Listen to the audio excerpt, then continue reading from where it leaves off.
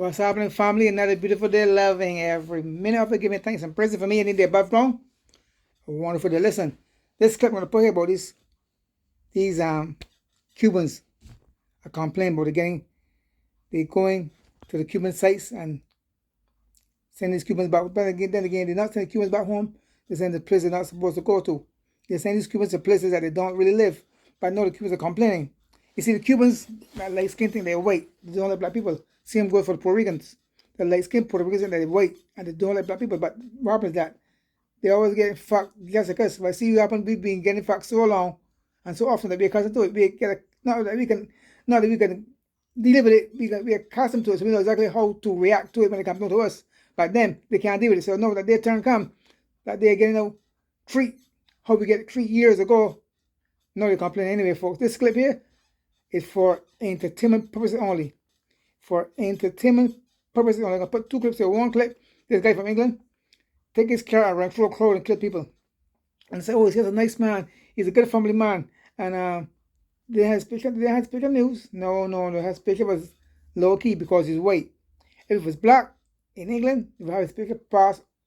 They would have his picture plastered all over TV. But because he's white, oh, he's a good family man. See, double standards. Double standards. Can't the fuck all them. Because see what happens, they understand that we are the regular people. And we have to rule the planet again. Not them. They have an expiration date. We don't. Anyway, folks, I can let this video speak for himself. Hang on, fam.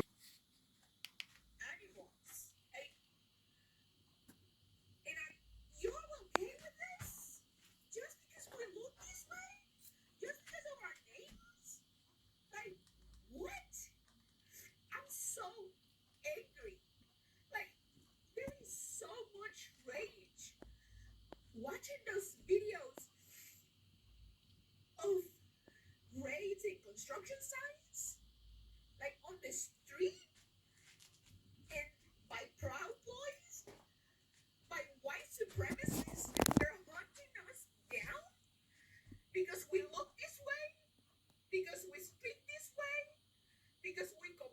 Like, I don't understand how people are still defending this man. But you all vote for him. You all vote for him. You. Because I cannot wrap my head around. All vote for him. People down because they look the way they look. Like what? Are you okay with this? Just because we look this way?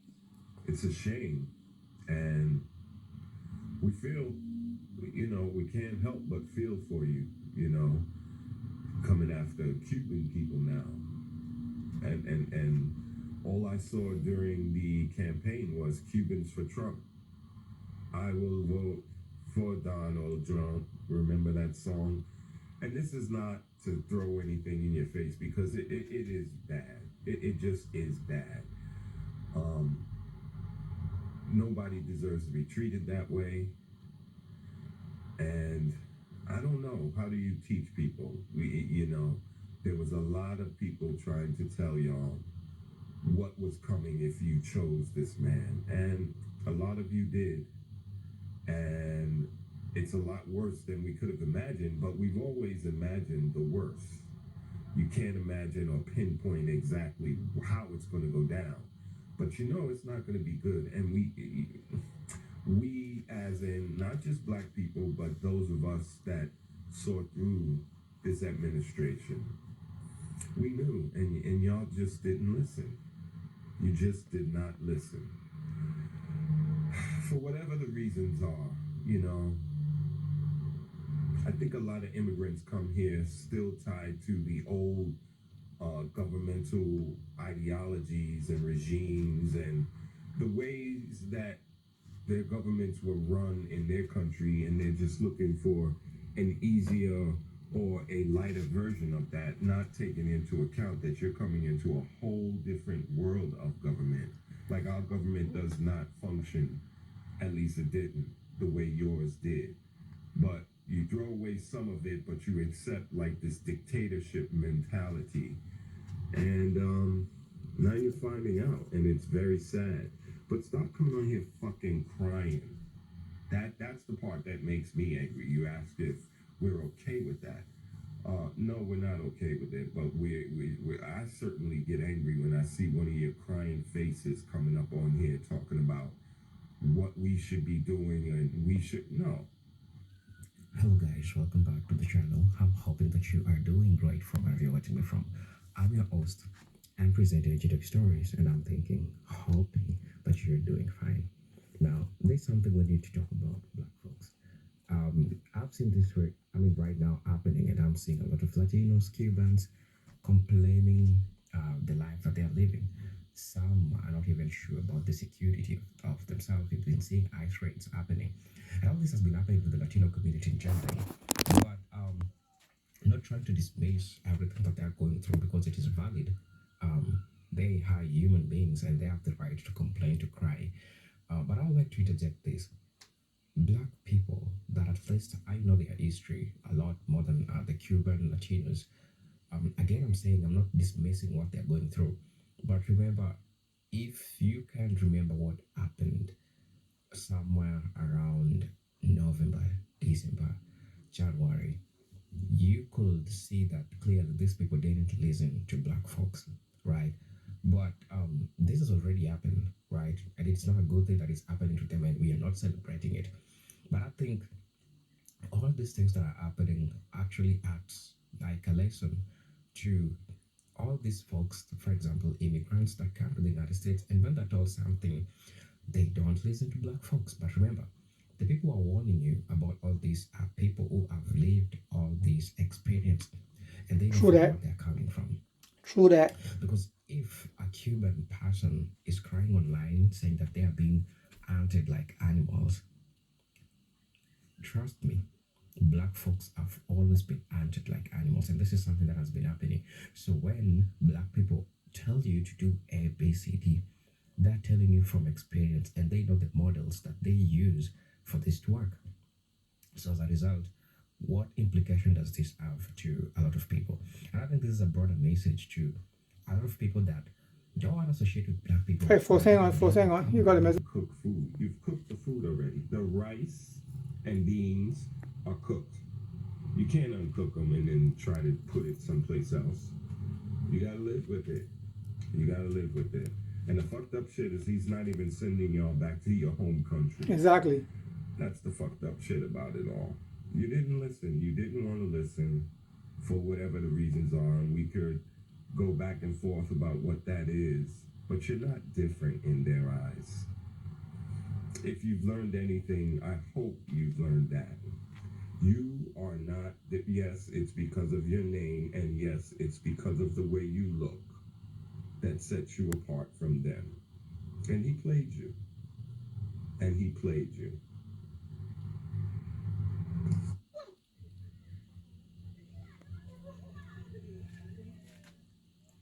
Now at 10, ICE operations continue in San Antonio for a second day in a row. Agents are seen arresting migrants at immigration court. And look at this scene on the northwest side. 3 people who appear to be part of a landscaping company, they were taken into custody in this parking lot of the shopping center. Tonight, KENS 5 reporter Megan Reina is following all these developments for us. Sad. Very sad. Well, Henry Easties, this is It's very part of the sad. administration's push for mass deportations. We heard from It's very sad, but the thing- watched as their clients were taken into custody today after they showed up to their scheduled immigration hearings. That's so sad, man. So sad.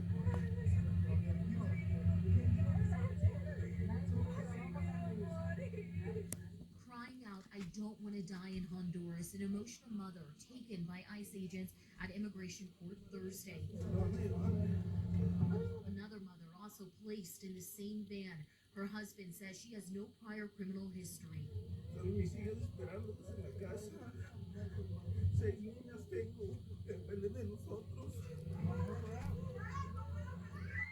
like most arrested, she had just had her case dismissed by a judge. We were requesting a merits hearing, and the judge declined to set a merits hearing because DHS asked for the case to be dismissed and the client to be ordered removed, saying that it was not in the government's interest to hear a full case. These shared to us show agents in the lobby of the immigration court waiting for migrants. One agent even holding what appears to be a list with pictures. Shortly after, you see agents escort an entire family into Family? charter bus. ICE says these arrest operations Family is sad. Very, very sad. I don't really go for that, but it's sad. You see, black Americans don't have to place to go to camp. Where are they going to send black Americans? Where are they going to send black Americans back to where? You see, you can send the Puerto Ricans back to Puerto Rico, the Haitians back to Haitians, to Haiti, the Mexicans back to Mexico, back to black Americans. Where are they going to send them? Anyway, folks, it's sad. It's very, very sad, but I guess we'll get a tidal wave and fuck everything over. A big tidal wave come over and fuck everything over, folks. For real, because it's really bad. Anyway, folks, peace out. My sympathy goes to the family and the kids. Much love, folks. Much love, much love. Hey, lovely people. Nothing quite exposes the base racism and Islamophobia of the British media and the broad British population more than this incident involving the person driving into the Liverpool Cup parade. 79 people injured, some of them very, very seriously. And initially, when this happens, of course, all the usual suspects, Julia Hartley-Brewer and all of these right-wing arseholes are jumping on Twitter to start speculating about the fact that this is a terrorist attack, salivating at the prospect of this guy turning out to be a Muslim man. And what happens? Turns out to be a 53-year-old white guy. And immediately, our media kicks into the humanization. So in circumstances where if it was an Asian man, a Pakistani man, a Muslim man, they would have used whatever mugshot or awful photo they could find of the guy, and there'd be horror headlines. But what we get instead, because it's a nice white man, is this. Lovely family man. Okay. Company director. Like, what the fuck does that even mean? Who cares? How is that a headline? Is it meant to indicate that he's a fine, upstanding citizen, despite the fact that he was on drugs and drove his car into a crowd on purpose? And it gets worse. Oh, now he's a father of 3, and instead of a mugshot, we get a nice smiling picture of the guy. And to cap it all, they charge this guy with GBH, grievous bodily harm, not attempted murder, which it clearly was. And I can guarantee that had it been an Asian man, a Muslim man, it would have been an attempted murder charge. I have zero doubt about that. The double standards are so intense. And it reminds me, and here's another fact that's turned up that you won't see in these reports. Somebody checked his Twitter account. Who does he follow? Andrew Tate, Nigel Farage, Elon Musk, Donald Trump. So we know he was a racist dickhead who took drugs and drove his car into a crowd.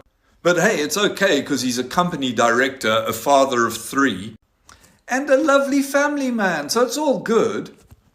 No calls for the death sentence, as we routinely get when it's a brown man.